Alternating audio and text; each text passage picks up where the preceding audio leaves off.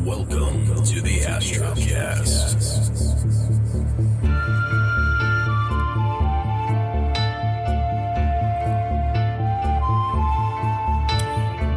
Welcome back to the Astrocast for episode number 2.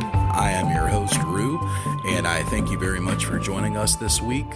I want to just thank everyone for the awesome response we got on episode 1. I saw a lot of listeners from all over the country that tuned in for episode 1, where we discussed how to set up a beginner's rig for astrophotography, all the equipment that entails, what sort of high-end, low-end, and in-between gear that you could go with. One thing that I did have a little bit of response on was the fact that I didn't deeply cover star trackers quite as much. And in retrospect, I probably should have gone a little bit more in depth on star trackers because they are one of the lowest cost entries to the astrophotography hobby. So I think we're going to, briefly cover that today before we get into the main topic of the show. And another quick note, the intro jingle that we currently have for the Astrocast is up for grabs. I kind of just found something that I thought sounded good and went with a royalty-free song to start with, but I would ultimately like to have our own custom-made unique jingle for this show.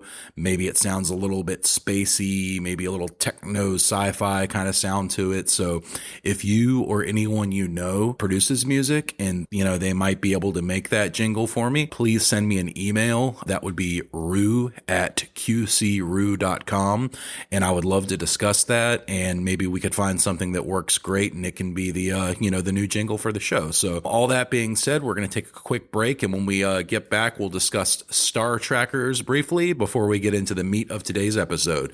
You are listening to the Astrocast, and I'm your host, Rue. Thanks. Welcome back to the show. This is your host, Rue. You're listening to the Astrocast, and I wanted to briefly touch on star trackers because in our last episode, we discussed building an astrophotography rig from scratch as a beginner and what equipment that needs. And I didn't really get on star trackers too much. I think I may have briefly talked about myself owning a Skyguider Pro, which is one of the star trackers that I am going to recommend.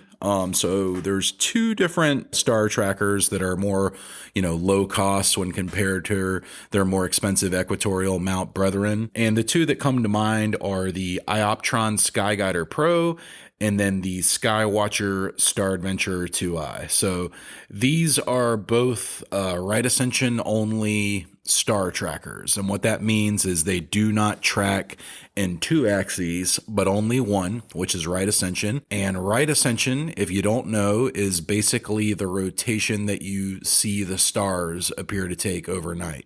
So as they move, from east to west over our heads, it's actually, the Earth is rotating, obviously, but it appears that the stars move from east to west over our heads. What a star tracker does is it tracks that movement for you overhead. So one of the absolute lowest cost ways to get into astrophotography is, a lot of people have a DSLR or mirrorless camera already that they already have. And if you have a really good sturdy tripod, then all you really need to add to that equation to take long exposure astro shots is a star tracker. So bare minimum, all you need is a tripod and a camera. You could take some, short exposure photos with those and then stack them on top of each other, or just take one single shot if you like. But if you want to start to bring out more detail, see some of those deep sky objects, you're going to want to take, 30-second exposures and then stack them on top of each other. I have seen people take successful, 2-second exposures and then stack, 500 of them and they bring out, some detail. But I personally have never done that myself. I've taken, many a time lapses with just a tripod and a camera, a tripod, a DSLR or mirrorless camera, and a star tracker will get you, a base entry into astrophotography. And from there, you can add on various things. You could decide, at some point in the future, hey, I want to, go to a full equatorial go-to mount. So for me personally, what happened is I had finished building my main rig, which is the one that we discussed last week, the 448 millimeter SV Bony 80 ED doublet scope that I have on top of the Ioptron CEM 26. And I was taking a trip to a dark sky site last summer, and I wanted to have a secondary rig that I could take really wide field shots with. So my plan was to use my Canon R7 camera in combination with a really popular lens, which is the Rokinon 135 millimeter lens. So that's a manual only. It's a very inexpensive by camera lens standards lens that works just wonderfully for astrophotography. And I wanted to, combine that with my Canon R7 and then have a star tracker that I could, pop it onto and then get shots of the night sky with. So in doing so, I ended up actually purchasing a Skyguider Pro, and I paid $398 for it from High Point Scientific. I did need a more sturdy tripod for it. They actually make one specifically for that star tracker. That's about $100. Actually, in this case, let me take that back. I already had a tripod that my wife had gotten me for Christmas, and it worked quite well with the Skyguider Pro. So I was able to use that because I had a sturdy tripod. I got the Skyguider Pro. I put my Canon R7 on it, and I was able to take some really awesome wide field shots. And I was able to actually swap out that Rokinon 135 for a Canon 16 millimeter lens that I also had to take really wide shots of the night sky, something that could capture several constellations, at the same time together, which is really cool. So if your budget, is under $1,000, then you should look into star trackers for sure. Particularly if you already own a DSLR or mirrorless camera. If you do, then man, it's almost a no-brainer to look into something like the Skyguider Pro. I actually recommend the Skyguider over the Star Adventure 2i. I feel like the quality is better. I love that it has an internal battery, a very long-lasting internal battery too. It'll last you, well, me personally, it's lasted me 2 nights of sessions that were, 6 hours long each. The only downside, I think the charging cable is mini USB, which is a really outdated standard. I wish that was a Type-C charger. But other than that, the quality is great. It comes with a counterweight bar and a counterweight, so you don't have to use the counterweight if you're using just a camera with a smaller lens on it. If it's under, I think it's under 3 pounds, 4 pounds, there is no need to put a counterweight on it. But if you want to, approach the, I believe, 11-pound payload capacity, then you'll definitely want to put that counterweight bar on. So definitely worth considering Star Adventure 2i or Skyguider Pro. Out of those two, again, I would recommend the Skyguider Pro. Another thing to keep in mind, if that's your budget, you are just about $300. If you already have a tripod, $250 away from the next level up, which would be a Star Adventure GTI, which is actually, they call it a star tracker, but it's truly an equatorial mount, and it has go-to capabilities, and it's just got a ton more functionality built into it. So I would recommend that over the Skyguider Pro or the Star Adventure 2i, just because it has so much more functionality, and it's only, $200-$300 more expensive. But it just depends on what your budget is. I started with the Skyguider Pro. I eventually purchased a Star Adventure GTI as well.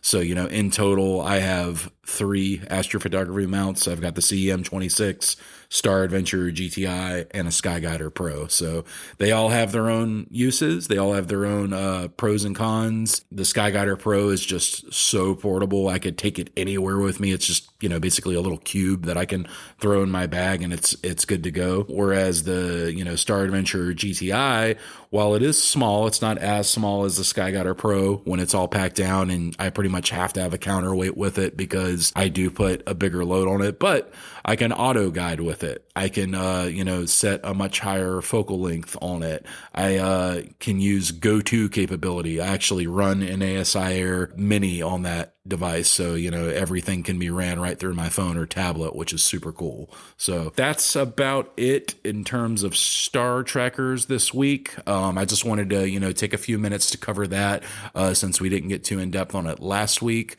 So I hope that answers, some questions that, came up, and we'll be back after the break and we will go ahead and dive into the meat of today's episode. You are listening to the Astrocast. I'm your host, Rue, and we'll be right back.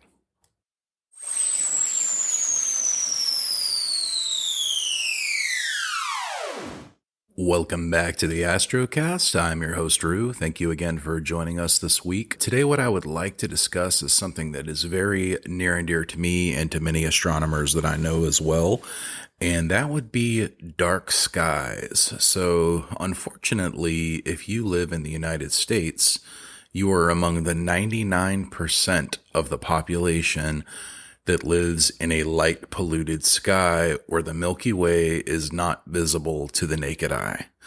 And this is something that is just extremely disappointing to me.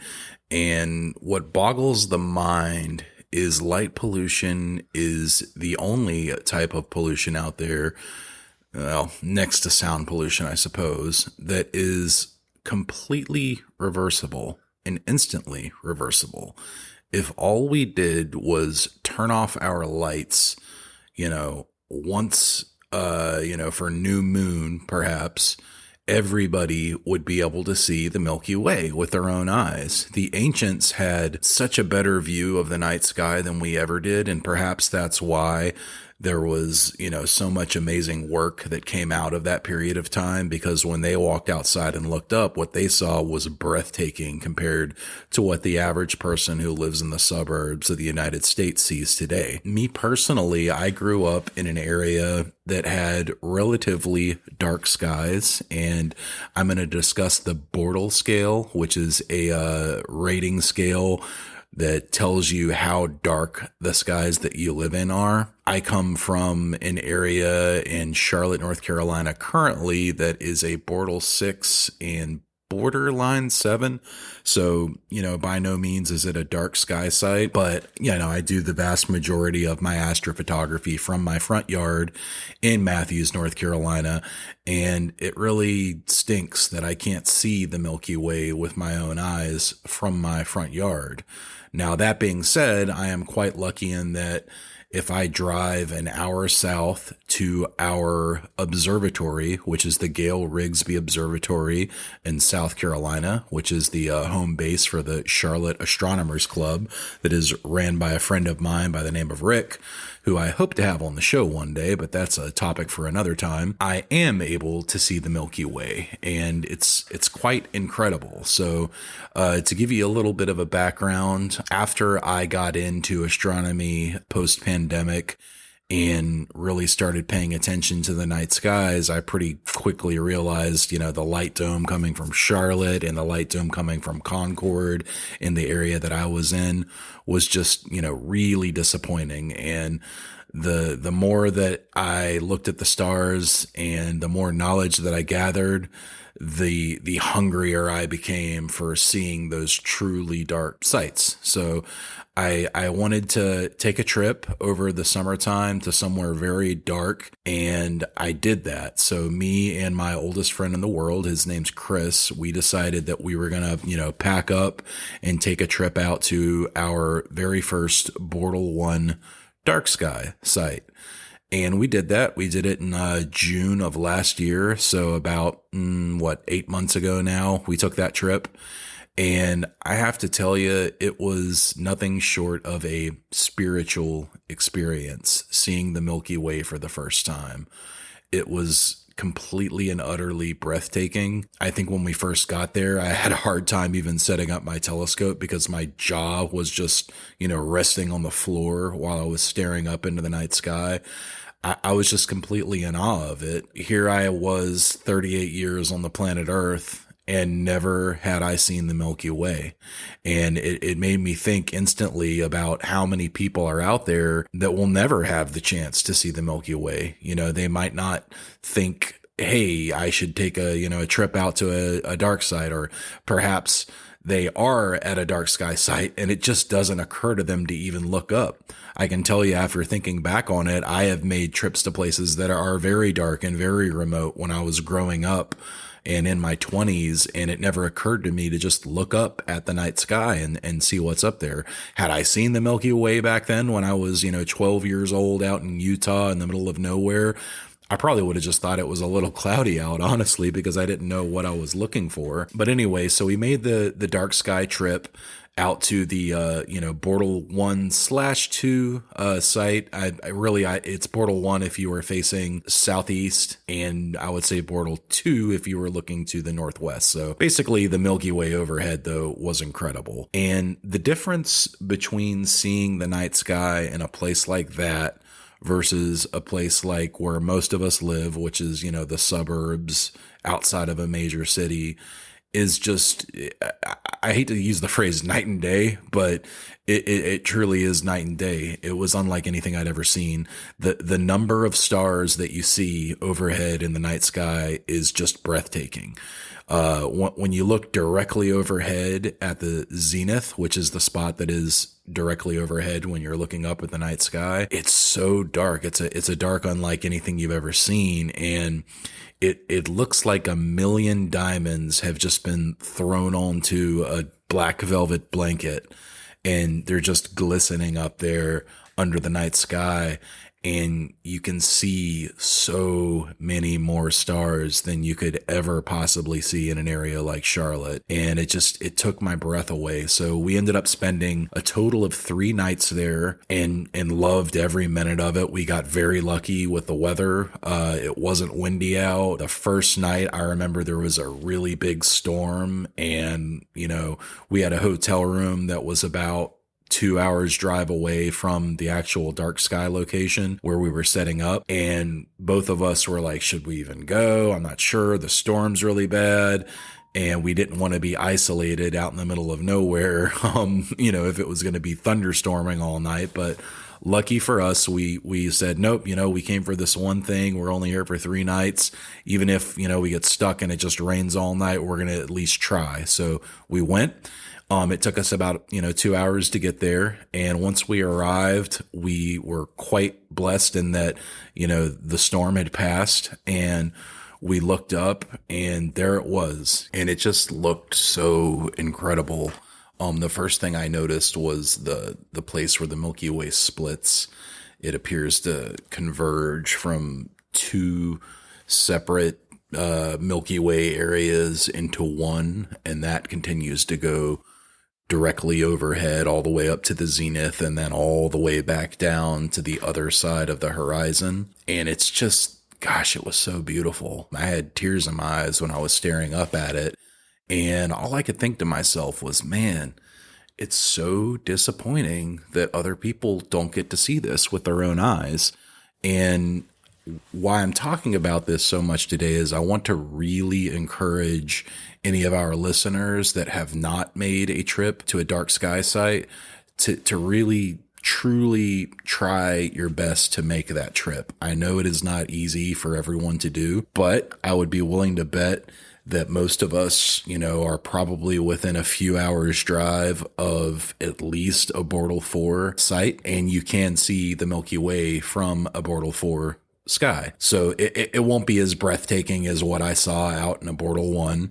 I'll give you that. But seeing it at all is something that just completely changes your view of the night sky. So since we're talking about dark sky sites, we probably should discuss the Bortle scale, because I've mentioned it several times up till now.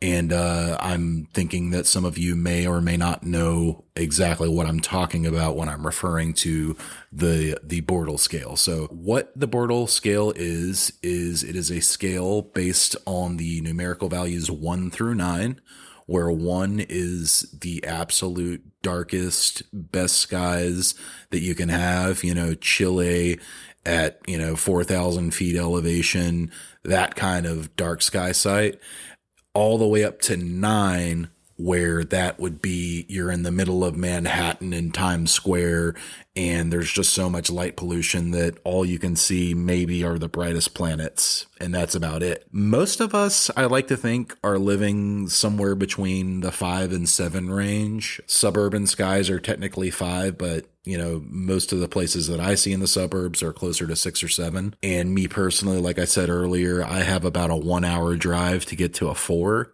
which is dark enough to actually see the Milky Way. But you don't get that beautiful, detailed, almost ivory-like structure, or not ivory, marble-like structure of the Milky Way, but you can see it. So, what does that mean to you? Well, I would recommend going on a light pollution map. I believe it's lightpollution.info. All right, that is lightpollutionmap.info. And this is an absolutely excellent tool that you can use to figure out, what border area you are in personally, and also use it as a tool to find out where you can go to get to a darker sky site. So what you'll notice when you're looking at this map is that the brighter areas, the Bortle 6, 7, 8, 9, they're going to appear red all the way up to purple, where they're at the absolute brightest. And then the darker skies are going to start at a yellow and then gradually turn to green. And then if you get out to a really dark sky site, it's going to be blue. So I can tell you anywhere on that light pollution map that is green, you should be able to see the Milky Way from. If you give your eyes 10 minutes to adjust and you don't have any, street lights directly around you, turn all the lights off. It really does make a difference. Put your cell phone away.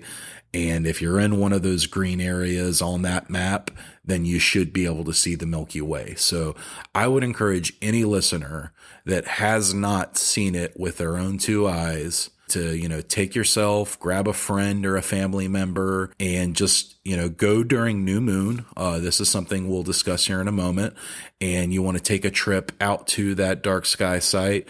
And, go, if you're in the northern hemisphere, you want to go during the summertime. So June, July, August, around then, that's when the Milky Way is up. Its brightest part anyway. The core of the Milky Way is up during that time of the year. And, plan on going for a few hours and just look up. Maybe you could even go during a meteor shower. That's something really fun to do. If you can, find one that's happening, near new moon, that's a great time to go. But even if you can't find a meteor shower, plan on going around new moon to see the Milky Way. How I planned my trip last summer that we took, I looked at the moon calendar.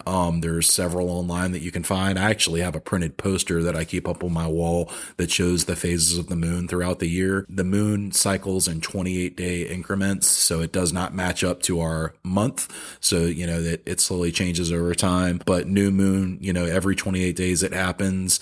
And if you can go, from the week before up to the week after new moon, you're going to have much darker skies, and it's going to just be a much better treat for the eyes. If the full moon is out, it's so bright that if you're in an area like a Bortle 4 or 5, it's likely going to be too bright, and it's going to make the Milky Way disappear.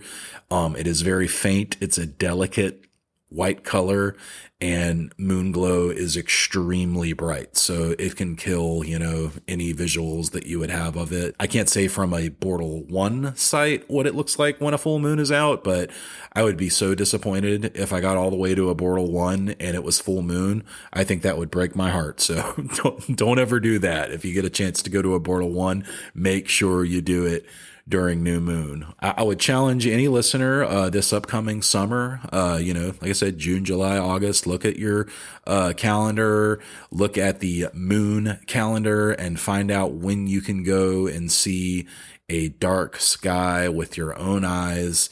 And I just want to hear back from you. Let me know, if it was a spiritual experience for you like it was for me. I am not a very I'm not a religious person, I should say. That's not to say I'm not spiritual at all, but I'm definitely not a religious person. But man, that shook my foundations. It really did. So I want as many people as possible to be able to experience that, and that's why I'm recommending it so hard. So we're going to take a brief break here on the Astrocast, and when we get back, we're going to talk about the other topic that I would like to discuss this week. I am your host, Rue. Thanks for listening, and we'll be right back. Welcome back to the Astrocast. I am your host, Rue. Thanks for tuning in this week. We were just discussing dark skies and how important it is for everyone to be able to visit Bortle 1 skies at some point in their life so they can see the Milky Way with their own eyes, and just what a life-changing experience that was for myself when I first got to do it over last summer. So we're going to shift gears a little bit, and I want to talk about something a little bit different that is obviously highly astronomy related and is actually quite a bit related to dark skies as well. So what I want to talk about is constellations, actually. So constellations is something of an enigma to me because when I was younger, I would hear about constellations. You know, you heard about the Big Dipper and the Little Dipper and maybe the Seven Sisters, which I know is an asterism, but, you know, we thought of it as a constellation when we were kids. And I couldn't really make sense of any of it. Before I got into astronomy, I had a hard time understanding how anyone could look up at the stars in the night sky and see pictures of them. It made just absolutely no sense to me whatsoever. And then as I got a little bit older, I was able to pick out one. And I'm willing to bet that this is the same constellation that most of you were most likely able to pick out first. And that was, of course, Orion. So Orion's belt, it stands out very much in our night sky because of Alnitak, Alnilam, and Mintaka all being lined up the way that they are. It just pops out at you. So it's a very recognizable, easy to find subject in the night sky. One thing that I have challenged myself to do over these last few years is try to learn a new constellation every season. You know, that might sound trivial, but once you learn quite a few constellations, as I have over the last 3 years, it becomes anything but trivial to try to learn a new one every season. So, you know, in the summertime, the first constellation that I was able to learn was Cygnus the Swan. So that one stuck out to me. It's one of the easier constellations to find in the summertime. It's right overhead. It's beautiful. The three stars with, you know, Satyr in the middle, they really do appear to stand out to you. And it does somewhat resemble a swan. In the winter, obviously, Orion was the first constellation that I learned. And honestly, it was the first constellation that I learned names of stars within as well. I knew a few stars. I knew Vega. I knew Betelgeuse, and that might have been it for many years before I was, you know, big into astronomy. But now I can name pretty much every major star in Orion. And I think it's one of the more fascinating and fun to learn things about the night sky is learning constellations. I love whenever I have my nephew up from New Orleans. Anytime he comes by, he's younger.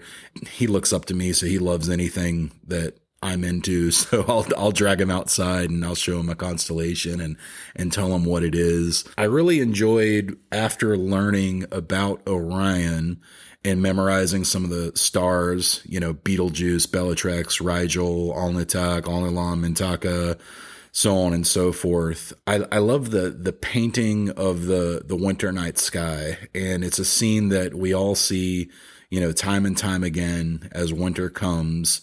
And that is Orion battling Taurus, who appears to be protecting the seven sisters of the Pleiades, who's looking over them, but Pollux and Castor, you know, the twins of Gemini. So you can always tell what time of year it is, you know, depending on which constellations are above you in the night sky. And a friend of mine who's not really big into astronomy, but, you know, he has a passing interest in space, had mentioned to me that, you know, he would have a hard time finding north and south in the daytime, let alone at night.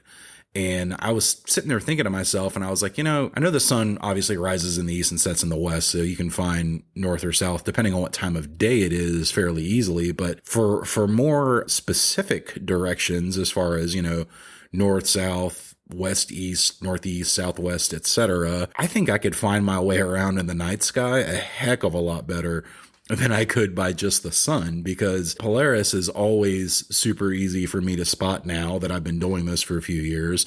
And once I find that, I feel like I've got my bearings. And if I know roughly what time of year it is, I know I can look over to my right and see Orion, or I could look to my left and see Vega, starting to set lower on the western side of the sky. And this time of year, this year, Jupiter is, directly overhead in the evening sky, which is really cool. And then once summer rolls around, the same thing holds true. We start seeing, Cassiopeia rise. We've got the Swan Cygnus, like we talked about earlier, directly overhead. The more I learn, the happier I am. So we're going to take a quick break, and we're going to dive a little bit deeper into constellations when we get back. You are listening to the Astrocast. Thanks so much. Be right back.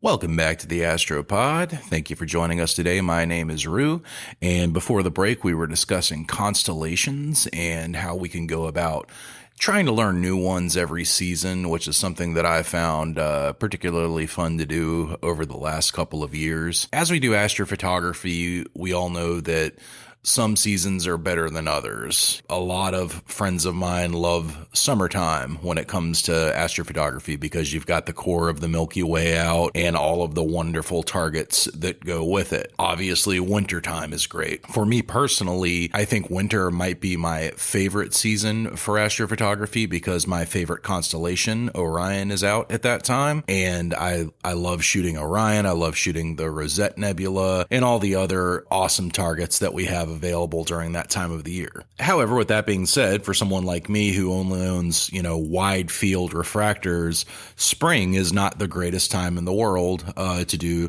astrophotography unless, you like shooting tiny galaxies, which I can't do very well right now with my current setup. It was at that time last spring that I decided to really start studying the night sky and trying to learn all the different constellations that come and go. So at first, when I decided to take on this endeavor, I was very lost in the night sky. I knew a couple of constellations, but, just the major ones that, even people who aren't into astronomy would know. But it was springtime, so it was galaxy season, and I don't have a rig that is well equipped for shooting galaxies. And I still want to be out under the night sky, doing something productive, learning something, taking photos of something, etc. And it was at this point that I looked up and I noticed a very peculiar shape in the night sky. It looked like a sickle. The shape of the stars was just thrown up in such a way that it really did resemble a sickle. And then I also noticed a few other stars from the backside that looked like hind legs. So I was staring at this object in the night sky and I thought to myself, surely this is an animal. So I opened up an app on my iPhone called Sky Safari Pro. If you don't have it, I highly recommend it. It is an excellent app for looking up constellations, deep sky objects, picking out targets for the night, etc.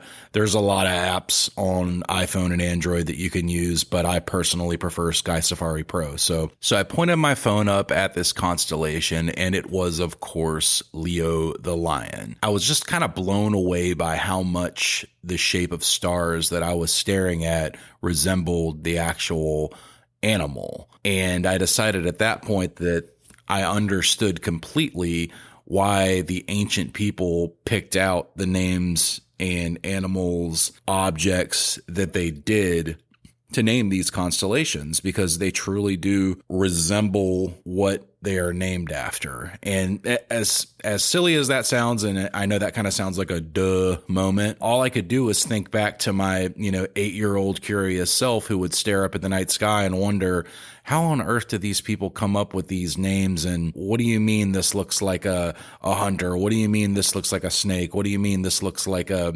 lion? And it all kind of clicked for me at that point that, okay, no, it does look like a lion. It does look like a snake, et cetera, et cetera. So with that being said, I knew that I wanted to learn more of the constellations. I think a lot of people start with the zodiacal constellations just because they're the most popular and it's an easy way to kind of track what time of year it is on the night sky. I didn't personally go that route. I wanted to learn, whatever stood out to me. Whenever I would walk out and look up, I wanted to, see something coming up on the eastern horizon that caught my eye, and that was what I wanted to learn. So I have a rule where every season I try to learn one new constellation. I know that might not sound like much, but there aren't a ton of constellations in the night sky. And in fact, there are only a total of 88 constellations. And in the northern hemisphere where I reside, there's only 30 visible constellations, 5 of which are visible all year long. But yeah, only 30. So if you do the math and you only learn one a season, that's, 4 a year. Over the next decade or so, I should learn them all. But, in reality, I learn more than one per season because I look up at the night sky nearly every clear night that I get. And my naturally curious mind is going to open up that Sky Safari app and scan the horizon to see what's what. So I've learned quite a few constellations over these last couple of years since I started. We'll go over those when we get back from the break, and I will give you a few tips for what I've done to learn mine. Thanks for listening to the Astrocast. I'm your host, Rue, and we'll be right back.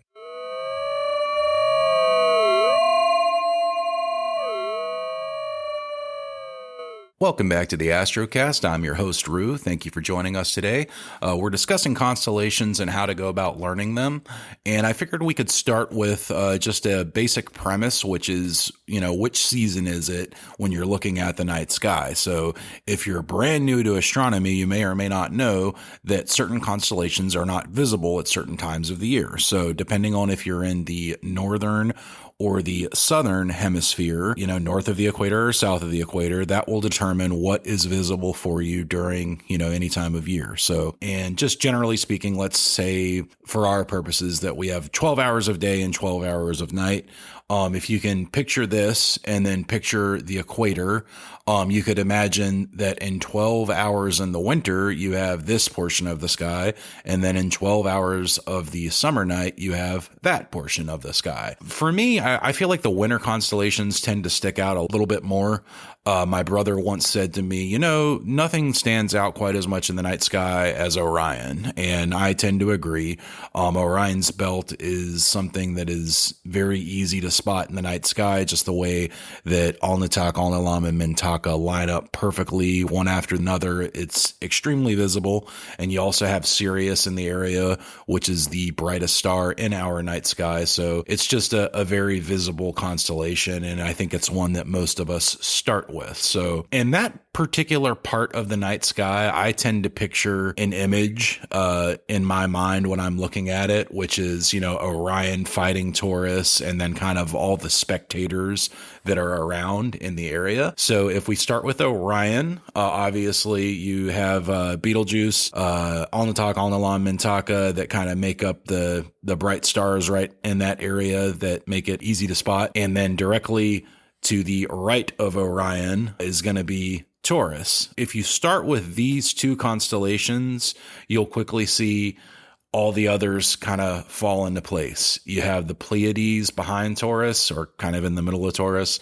Technically, the Pleiades isn't a constellation, it's an asterism, but I always think of it, in terms of winter constellations. So in that part of the night sky, we're going to have Perseus, Andromeda, Taurus, Orion, Gemini, Monoceros, Canis Minor and Canis Major, which, obviously has Sirius, the brightest star in the night sky. So these are the winter constellations that I have been able to learn thus far.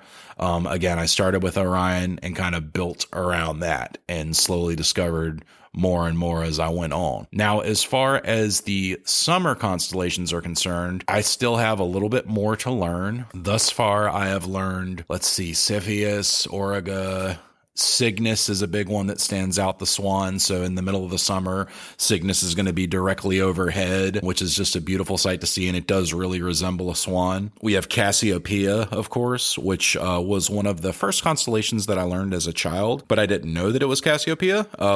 Probably many do.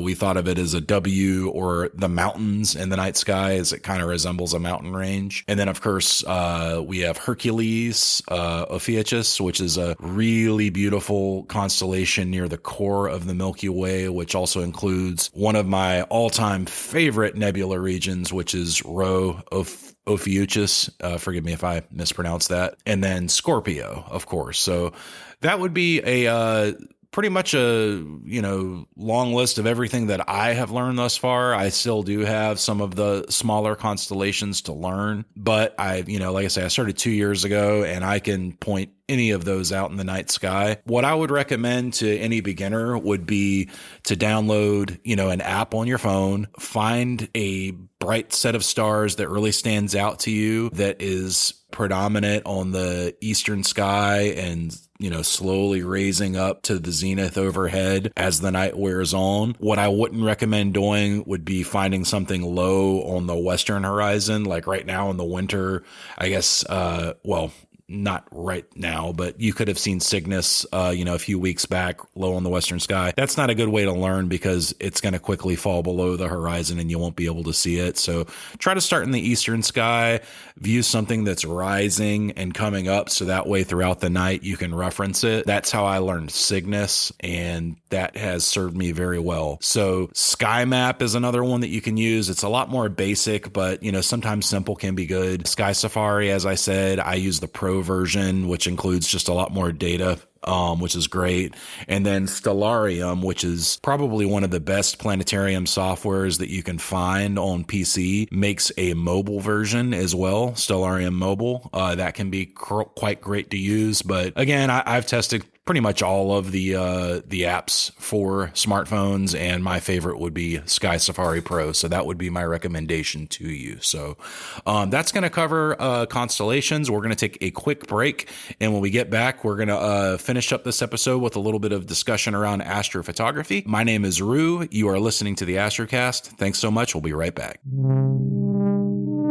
Welcome back to the Astrocast. Thank you for joining us today. My name is Rue. Today we've been discussing constellations, and for the last portion of the show, I'd like to discuss something that I thought about after recording last week's episode and figured we should probably get into a little bit. So what we discussed last week was beginner astrophotography setups and what they consist of. However, after giving this some thought after recording the episode, it occurred to me that there is an even more basic setup that we can use for folks who maybe don't have the most money to get started. There is a even more simple piece of kit, and what I'd like to do is just go over what that consists of and give you a couple ideas for how you could use it. So before we talked about star trackers such as the Ioptron Sky Guider Pro and the Star Adventurer, we also talked about full-blown equatorial go-to mounts. I discussed at length the CEM26, and we also talked about the AM5, but there is a sect of astrophotography that does not require a star tracker. You can indeed do unguided short exposures, and depending on, what focal length you're using, that could be anywhere from a 1-second exposure all the way to as high as 15 seconds of exposure. And what this requires is really very simple. All you need is a tripod and a camera. That's it. What kind of camera, you may ask? I would say ideally a DSLR or mirrorless camera. Something with a wide field lens would be ideal. But you could also do this with an iPhone or a Samsung or whatever type of phone that you have. All you need to do is keep the phone very, very still, hence the tripod, so you can do long exposures without having the stars get all shaky in the night sky. So I told you I would give you an example of something that you can do using these simple tools, and I'm going to tell you one of my absolute favorite things to do, which is a time lapse of the night sky.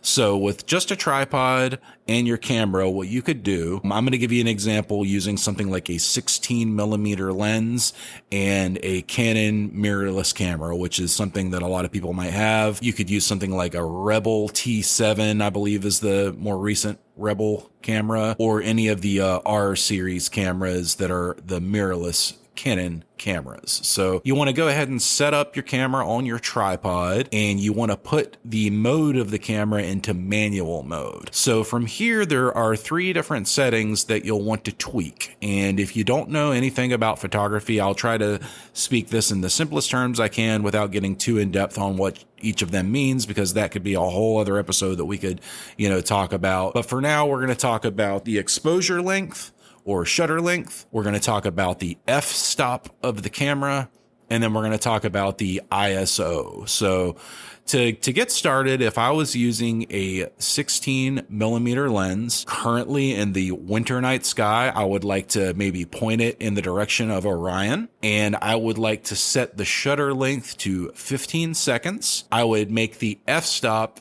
the lowest number possible. So if I've got a 16 millimeter lens, it's not uncommon for that to have something like an f1.8 f-stop ratio. So you want to open that up. What the f-stop means, just very briefly, is how wide the camera lens opens up. So how much light it can let in at any given time. And it's a little bit counterintuitive because the lower the number, the wider the aperture. So if you add f10, that would be a very small amount of light getting in.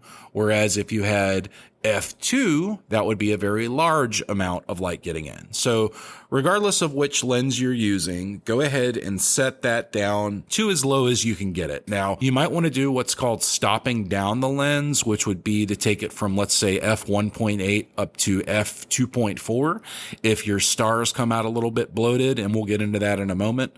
But for our initial test shots here, let's go ahead and open up that aperture as wide as it can go. So we're going to do a 15-second exposure. We're going to do f1.8, and then let's set our ISO. For starters, let's set it anywhere from 1600 to 3200. This is going to vary a lot from camera to camera.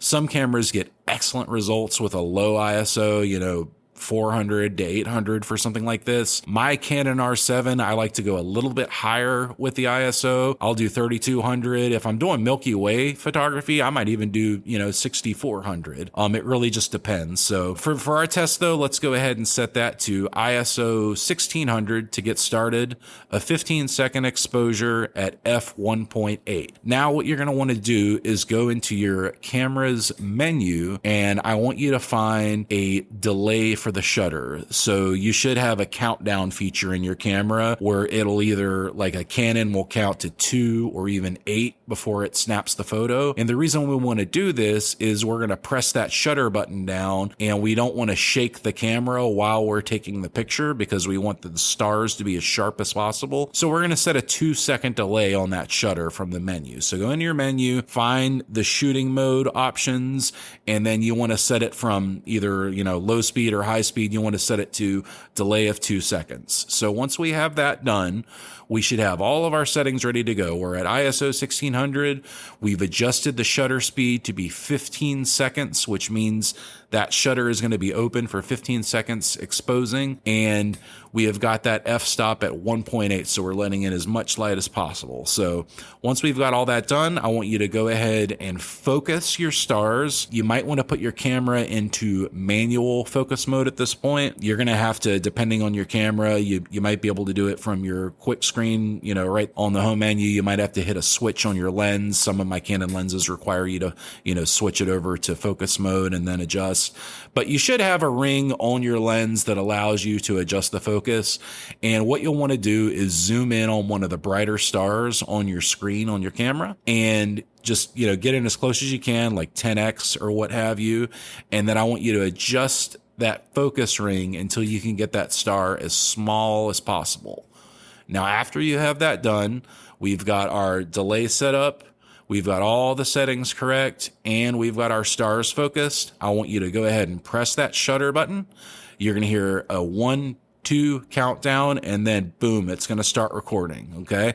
And it's going to expose for about 15 seconds. After that, go ahead and review your image. And a good idea here would be to zoom in on the stars, have a really close look, and make sure that they aren't trailing at all. And what I mean by that is make sure that the star still looks like a star and not like a small line of light moving from, east to west on your screen. So if you notice that the stars are trailing at all, what you want to do is go ahead and reduce that shutter time. So instead of 15 seconds, let's try 12 seconds. And then go ahead and take that shot again. Then you want to zoom in on the stars and see if it's solid. If you're still getting trails on your stars, just keep reducing that shutter time until you notice that they are not trailing anymore. If you're using a longer focal length lens, so let's say maybe you're not using a 16 millimeter lens, but you're using a 135 millimeter lens, you're not going to be able to take as long of an exposure as you would with that wider lens, because the stars are going to apparently move much faster over the night sky. Obviously the Earth is turning, but if the stars are moving faster because you're zoomed in on them closer, you need to lower down that shutter speed. And it can vary anywhere from, depending on your focal length, 2 or 3 seconds all the way up to, 15 seconds or even more to avoid star trails. So after you've done this successfully, what you want to do is go back into your drive mode settings where we set that 2-second delay. And a lot of cameras are going to have a feature that is built into them that allows them to take one shot after another. This functionality is referred to as an intervalometer. And you can actually buy an external one from your camera, which is a really good piece of kit to have. They're very inexpensive. You can get one for about $20 on Amazon. And what this allows you to do basically is press that shutter button or even program it to do it automatically without having to physically touch the camera. So you avoid that shakiness that we were talking about earlier, and you can tell it to take as many shots as you want. So depending on what kind of camera you have, most newer cameras do have a built-in intervalometer. Like my Canon R7, it has a built-in one, and I can set it to do an unlimited number of photos for 15 seconds each with a 1 second delay between each one. So you refer to your manual if you need to, but go into your menu, and I want you to basically go ahead and set it to take 60 shots, one after another, with as low of a delay as possible in between one and the next shot. So like for my camera, you have to do a 1 second delay between each shot. You can't set it to 0. And what we're going to do here by taking one shot after another like this, so 15-second exposures over the next 60 photos, we're going to end up with 15 minutes of exposures. And if we were to import that 15 minutes of exposure into an app on Windows or Mac that allows you to create a time-lapse video, we can then see the stars move across the night sky in a really awesome video, which is, super fun to use. You could put it on Facebook, you could put it on Instagram, etc. And it's a really easy way to get started that is quite beautiful. So, 15 minutes, that's going to be like a really short video, just a couple, 2, 3, 4, 5 seconds long, depending on how much you speed it up. Me personally, when I like to do time-lapse videos, I try to get at least 2 or 3 hours worth of exposures. So that way you can see, a really long stretch of different constellations coming and going throughout the photo itself. So I hope this helps. I know it's pretty simple. When we come back from the break, we're going to talk about a different method that you can use for unguided with no star tracker nighttime photography. You are listening to the Astrocast. I'm your host, Rue. We'll be right back.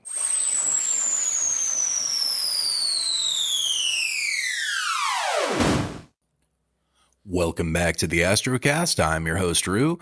Today we are talking about astrophotography basics as far as just using a tripod and a camera or a phone to do time-lapse photography. I wanted to just quickly mention a free app on Windows that you can use to actually take those photos and turn it into to a time-lapse video, because you do have to actually combine them and say each one of those photos is going to be a frame in a video. And that app is called Clipchamp. So if you go to the Microsoft App Store on your Windows PC and just do a search for Clipchamp, what you'll be able to do is import all of those photos into one video in Clipchamp and then shorten the length of each one of them to about, let's say, 1/10 of a second to get started. And then you can, speed it up or slow it down as you see fit, and then have them all play one after another. And that is what creates the illusion of a time lapse, the constellations moving across the sky in a quick succession. So the last thing I want to discuss that we can do with just a simple camera and a tripod, or phone and a tripod, if you will, is something that you can do in the summertime sky. And you can even do it in the wintertime sky. But for our purposes, we're going to talk about doing it in the summertime sky because it's a little bit more dramatic and breathtaking, if you will. And that is Milky Way core photography. So let's say that it is July and it's around 10 o'clock at night. What I want you to do is take your tripod and your camera, and I want you to find a clear southern horizon. Again, this is if you're in the northern hemisphere. We'll talk about southern hemisphere. I'm actually going to have a guest on the show, hopefully in the near future, who is from the southern hemisphere, and we can get into the specifics of the times of year, which are the opposite, obviously, from the northern hemisphere, but that's a different topic for a different day. So northern hemisphere, summertime, July, it's about 10 o'clock at night. You've got a clear southern horizon. I want you to set up that tripod. I want you to take your camera and go ahead and mount it and point it towards the south. You can get rather low on the horizon, and it would be ideal to have a wider angle lens for what we're going to attempt here. In this case, we can talk as if we're still using a 16 millimeter lens, but you can use any lens that you have. Even if you just have a kit lens, maybe you got like a 16 to 35 or a 75 to 300 kit lens, just put it on your camera and get the widest field of view that you can, and then point that at the southern sky. And you want to go ahead and focus your stars in the same way that we talked about earlier. So zoom in on one of the brighter stars on your camera and adjust that focus ring until you have it as small as possible. And then let's go ahead and go into the settings, and we're going to use very similar settings to what we used before. Saying we're using a 16 millimeter lens, let's set the ISO a little bit higher this time to get started, and you'll see why shortly. Let's try ISO 3200. We're going to do a shutter speed of 15 seconds, and then again, the widest aperture possible. So maybe f1.8, maybe f2.4. If you're using a kit lens, maybe it's f5.6. That's okay. Just make it as wide open as you can and get those stars as sharp as possible. And then let's go ahead and set that 2-second delay like we talked about earlier, so you can press the shutter button down without having to shake the camera. And again, while pointing it at the southern sky, press that shutter button, step back, let it expose for 15 seconds. And then when you see the preview pop up on the screen, you should see something rather breathtaking. If you're in a dark sky, which hopefully you are, but even if you're in, suburban, Bortle 6 or 7 skies, you should still be able to see quite clearly the Milky Way on the horizon going overhead. And the first time that I did this with a friend at a dark site, he was just blown away. He was aghast at what he saw. He said, "Oh my God, my camera took this photo." That was literally the words that he used. And yes, you can get absolutely breathtaking Milky Way photos as simply as that. Tripod camera, 15-second exposure pointed at the right part of the sky. If you can do that, you can take amazing astrophotography shots. If you're into it, you can even look into stacking those photos on top of each other. There's lots of free software out there that you can use. Deep Sky Stacker is one that comes to mind, to stack those photos on top of each other and then bring out more and more color in the Milky Way and more detail, which is something that we're going to cover in another episode very soon, when we start getting into the meat of how astrophotography and processing is done. But for a lot of people who are just getting started, that is the best advice I could give, would be to start with Milky Way photography. It's simple. It's beautiful. It's something that you can share with friends and family that will really blow them away if they've never seen this type of work before. And a lot of people have not, trust me. I speak from experience in showing some of those photos. When we took our dark sky trip, I have 4 separate targets. I had the Lagoon Nebula, the Eagle Nebula, Rho Ophiuchus, and then one other target that I can't remember, the Catspaw Nebula. And they all came out absolutely beautiful, and I made large prints of them and sold several. But everybody's favorite picture from that dark sky trip that we took by far was a photo that we took where me and my friend walked about, 15, 20 feet in front of the camera, and both were looking up, and I was pointing in the direction of the Milky Way. So what we did was we set a 10-second delay on the camera, and we already had, all the settings right, and we had the focus good on the stars. And I pressed the button, and then me and my buddy, we ran up and got into place, and we kind of, took our positions. I pointed up at the night sky, and we heard the shutter open, and we held as perfectly still as possible as we could for those 10 seconds while the camera was exposing. And when I got back and saw, we had a perfect silhouette of me and him looking up, and just an absolutely gorgeous Milky Way covering the entire sky directly above us. And that is something that is just impossible to explain how amazing it is when you see something like that for the first time. So I would highly encourage anyone and everyone to give that a try if you have the equipment available to you. And we'll be right back after this short break, and we'll talk about one more thing before we get out of here. You're listening to the Astrocast, and my name's Rue. Thank you so much for joining us this week for the Astrocast. I just wanted to thank everyone who tuned in last week for our first episode and who may be finishing up this second episode. Thank you so much for tuning in and, giving me a chance to entertain you for hopefully 1 hour at a time of astronomy and astrophotography related content for the week. I do want you to know that this season we have several awesome interviews coming up with people that you will be very interested to hear from if you've ever been curious about various different aspects of astronomy and astrophotography that you might not get to see on a nightly basis. You'll definitely want to tune in. So stay tuned for all of that and a whole lot more. Next week, we are going to get deeper into the processing side of astrophotography. We're going to talk about different applications that can be used. We're going to talk about free versions. We're going to talk about paid versions. We're going to talk about stacking software, and we're going to talk about Adobe and Lightroom and everything in between. So if that is of interest to you, make sure you tune in next week, and we'll be sure to cover all those bases. You have been listening to the Astrocast. My name is Rue. I'm your host. Thanks so much again for tuning in, and we will talk to you next week. Clear skies.